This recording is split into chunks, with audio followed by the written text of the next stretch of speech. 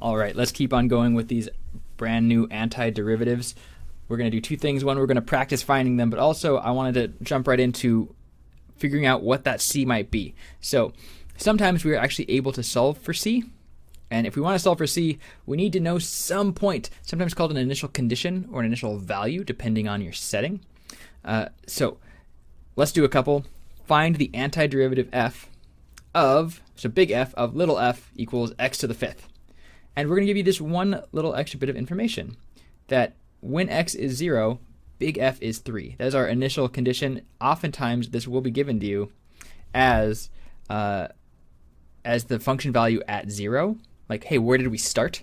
And that's why it's often called an initial condition. You don't have to in this case, but it's very common. Okay, first things first, forget that initial condition to the right. Let's just find the most general solution.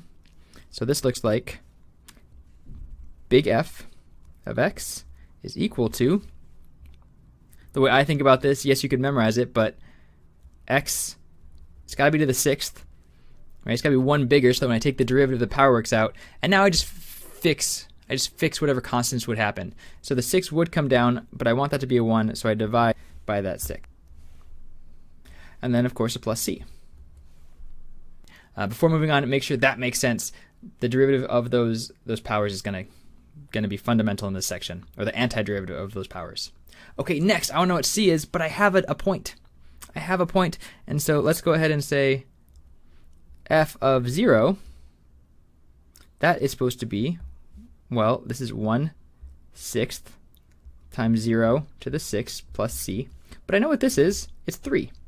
That's what that initial condition tells me. If I plug in 0, I should get 3.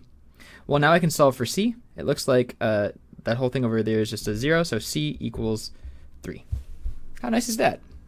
Okay, so my particular solution here, we do call it a particular solution, is equal to 1/6 x to the 6th plus 3. Very nice. Okay, let's try this again with a bigger polynomial. One really nice function of antiderivatives is, just like derivatives, they are linear. So in other words, because in my derivatives I can leave constants out front, I can definitely do that with antiderivatives. And because with derivatives I can go term by term, I can do that with antiderivatives as well. So let's work our way through this. We're going to find the most general one first, and then we'll plug in that 0.02. Give it a try first, but I'm going to go ahead and do it.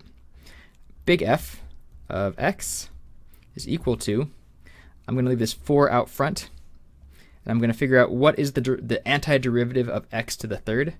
Well, it's going to be x to the fourth, and then I need to cancel out that 4 coming down. The derivative of 1/4 x to the fourth is in fact x cubed. Let's go with my next term. Leave that 3 out front. X squared, well, it's going to be x cubed, and then I need to cancel out what would happen if that 3 came down.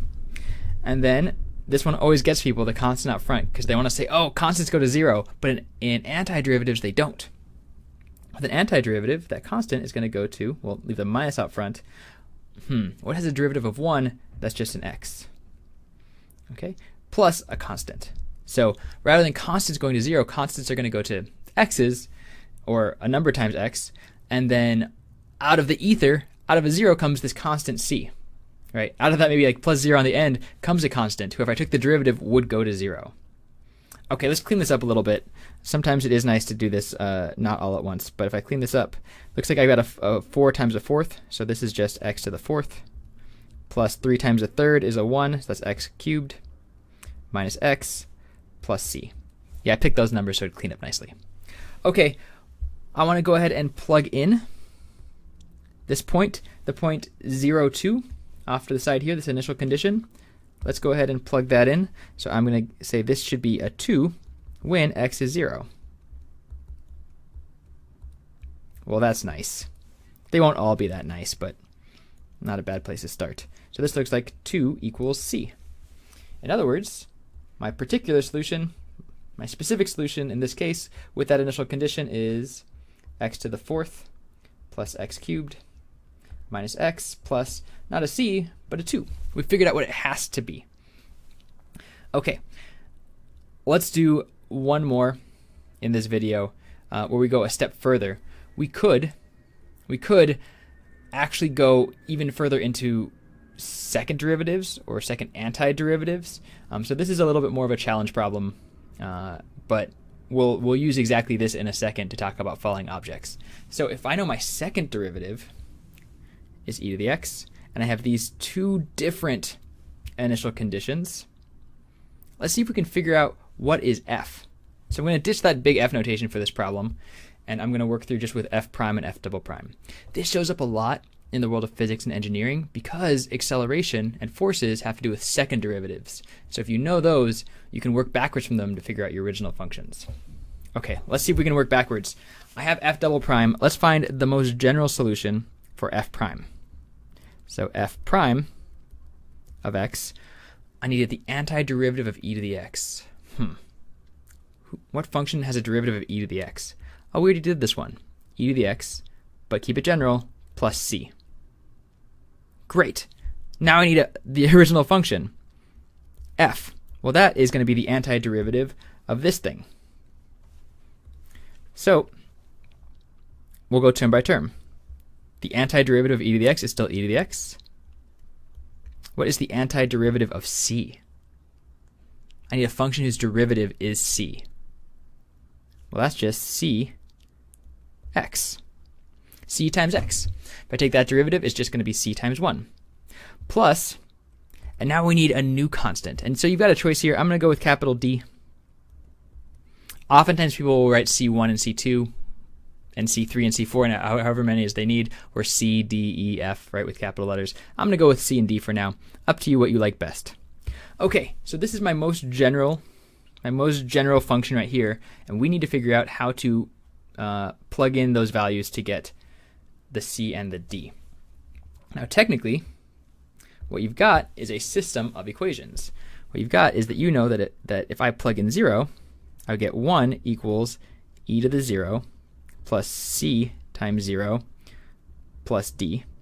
And you've also got this other equation, which is 2 equals what I get when I plug in a 1. So c times 1 plus d. And these two equations make a system. You've got two variables and two equations. They're linear even, so you should be able to solve that one way or another. This one works out really nice, though. You don't need to do any crazy substitutions or any other analysis of systems because it solves out so nicely. This first one just looks like 1 equals 1 plus d. E to the 0 is 1, not 0. So 1 plus 0 plus d. D equals 0. That's really nice. From there, I can plug in. So almost always what you do in these really simple systems is you solve for one variable best you can, even if it involves the other variable, and then you plug in to your second equation. So this is about as nice as we could possibly hope for. So let's go ahead and plug in. We get 2 equals e to the 1 plus c plus 0. Okay, well this is also pretty darn nice. So it looks like 2 minus e equals c. Okay, almost done. F of x is equal to e to the x plus, instead of a c, we write 2 minus e times x, and then plus d is a 0. That is the only possible function that satisfies these three things. Yeah, if you want to really look ahead, dealing with how to solve equations that have derivatives in them, well, that's the topic of differential equations. Very cool. We just upped our game a little bit there. Some more practice. It might still be spinning your head a little bit to think backwards, so feel free to rewatch the video. Make sure that you can do each of these steps on your own. Try not to confuse yourself when you go back to other sections where you're taking forward derivatives. We don't want to get those two mixed up. But now we can go ahead and solve for C if this is given. Other times we just leave it totally general, and that is fine too. All right, more to come, but hopefully this is starting to make some sense.